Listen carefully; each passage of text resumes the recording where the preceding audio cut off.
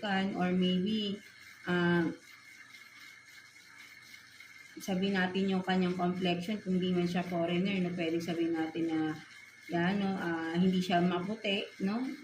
Hindi naman siguro ganun kaitim, no? Kung Pilipino man ito, right? No? So, but then, yan, no? Ayun ang nakikita ko rito. Or pwedeng sabihin rin natin, no?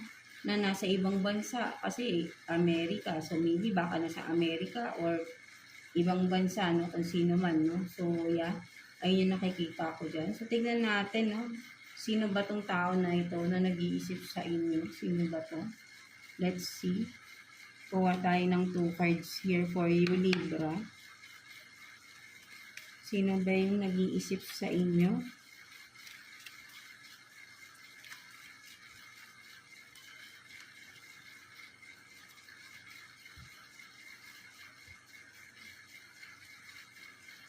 So, you have this Page of Cups in reverse.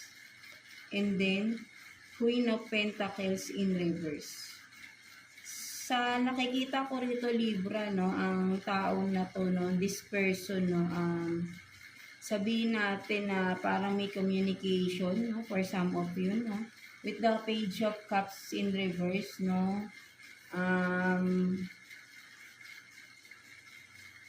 and Queen of Pentacles in reverse, no, and this person, no, nakikita ko rito, Libra, no, parang kung may in-offer sa'yo itong person na to, no, ito yung person na parang may in-offer sa'yo, kung ano man, kasi may fish, no, but then naka-reverse, no, parang nakita ko dito, Libra, is parang may in-offer itong tao na to, no, sa iyo, no, maybe, sabihin natin, kasi with the Queen of Pentacles in reverse, no, parang something na may kinalaman sa pera, no. So, kung may in-offer sa'yo itong tao na ito, but then parang ni-reject mo, no? Ni-reject mo yung offer ng tao na to, no? So, ito yung nag-iisip sa inyo, Libra, no? Someone na ni-reject mo yung offer, no? Finances, no? May kinalaman sa pera, no? So, ito yung tao na nag-iisip sa inyo, no? So, let's see bakit kanya iniisip, no? Tignan natin. Bakit ka iniisip ng tao na ito, Libra? Kuha tayo ng 2 cards here for you, Libra, no? Bakit kanya iniisip?